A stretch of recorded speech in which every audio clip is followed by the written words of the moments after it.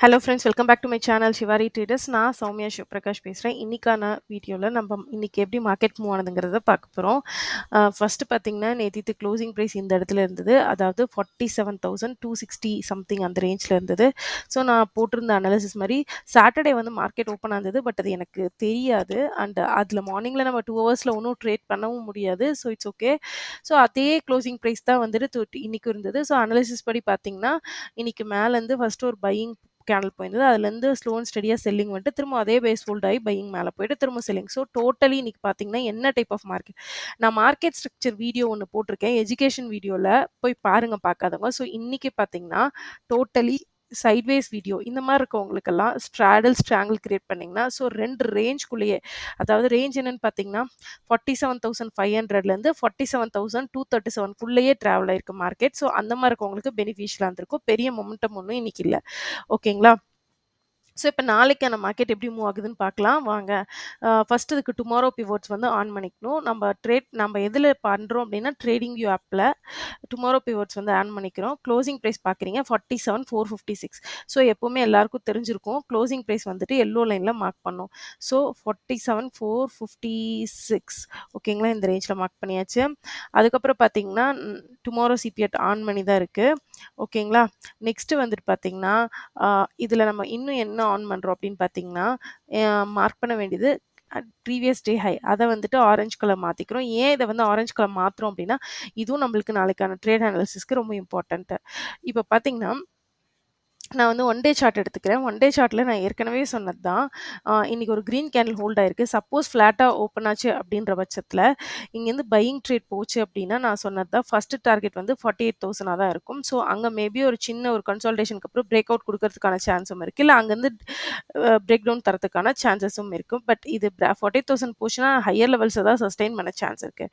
But அது இல்லாமல் ஸ்ட்ரெயிட்டாகவே 48,000 gap up ஆச்சு அப்படின்னா கண்டிப்பாக நாளைக்கு ஒரு கரெக்ஷன் ட்ரேட் உங்களுக்கு கிடைக்கும். ஓகேங்களா? ஸோ அப்படி பார்க்கும்போது நான் சொன்னது தான் ஃப்ளாட்டான ப்ரைஸ் ஆக்ஷன் இந்த இடத்துல இருக்குது அப்படின்ற பட்சத்தில் ஃப்ளாட்டாக ஓப்பன் ஆகுதுன்னா இந்த 47,450 அந்த ரேஞ்ச் வந்து க்ளோசிங் ப்ரைஸ் வந்து will act as support. So அதுக்கேற்ற மாதிரி ட்ரேட் எடுத்துக்கோங்க. பையிங் ட்ரேடு செல் பண்ண ட்ரை பண்ணாதீங்க. எப்போ செல்லிங் நீங்கள் ப்ரிஃபர் பண்ணலாம் அப்படின்னா, கம்ப்ளீட்டாக இந்த ஜோனுக்கு கீழே மட்டும் தான் செல்லிங் பாசிபிள்.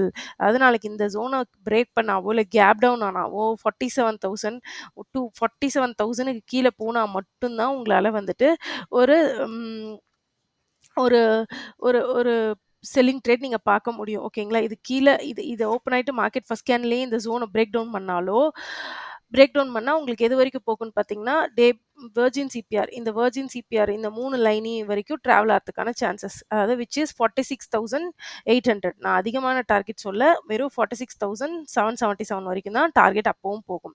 ஸோ அனாலிசிஸ சிம்பிளா வச்சுக்கலாம். 3 பாயிண்ட்ஸ்ல மார்க்கெட் ஓப்பன் ஆகும்போது என்னென்ன ஆகும்னு நான் சொல்லியிருக்கேன். ஃபர்ஸ்ட்டு 48,000 கிட்ட பிக் கேப் அப் ஆச்சு அப்படின்னா, கண்டிப்பா அங்கருந்து ஒரு கரெக்ஷன் ட்ரேட்ஸ் எக்ஸ்கியூஸ் மீ ஒரு கரெக்ஷன் ட்ரேட் தான் வரும். ஓகேங்களா? கண்டிப்பா இங்க வந்து ஃபர்ஸ்ட் வந்து அது ஐலேண்ட் கேப் மாரி. ஸோ கரெக்ஷன் ட்ரேட் வரதுக்கான சான்ஸ் இருக்கு. அப்படி இல்லாம அ இங்கேயே ஃப்ளாட்டா ஓப்பன் ஆகுதுன்னா, கண்டிப்பா பையிங் ட்ரேட் பாருங்க. மார்க்கெட் ஸ்டில் பாசிட்டிவா தான் இருக்கு. அது இல்லாம எப்போ நீங்க செல்லிங் ட்ரேட்க்கு பார்க்கணும் அப்படின்னா, இந்த ரேஞ்ச்குள்ள அகைன் ஓப்பன் ஆகுது அப்படின்னா, நீங்க என்ன பண்ணலாம்னா, எந்த சைட் ரேஞ்ச பிரேக் டவுன் பண்ணுதோ, இல்ல பிரேக் அவுட் பண்ணுதோ அதுக்கேத்த மாரி ட்ரேட் எடுத்துக்கோங்க. இந்த ரேஞ்ச பிரேக் டவுன் பண்ணா மட்டும் செல்லிங் ட்ரேட் எடுங்க. இந்த ரேஞ்ச் கிட்ட போய் இந்த ரேஞ்ச பிரேக் அவுட் குடுத்துச்சுனாவோ, இல்ல பாசிட்டிவ் ஹையர் அண்ட் ஹைஸ்ல உங்களுக்கு எங்க உங்களோட இது இருக்கும் ஃபார்முலா படி பையிங் பேட்டர்ன் இருக்கோ அங்க பை பண்ணுங்க. ஸோ இவ்வளோதான் சிம்பிள்.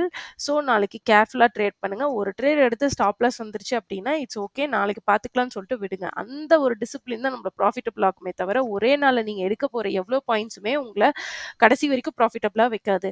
சிம்பிள் மந்த்ரா ஒரு நாள் நீங்க ப்ராஃபிட் எடுக்கிறனால நீங்க ப்ராஃபிட்டபிள் ட்ரேடர் கிடையாது. இயர் எண்ட்ல நீங்க ப்ராஃபிட்ஸ் காட்டுனீங்கன்னா அப்படின்றத பார்ப்பாங்க. ஓகேங்களா? Okay friends, that's all for today. Modi இன்னொரு விளாக்ல பார்க்கலாம்.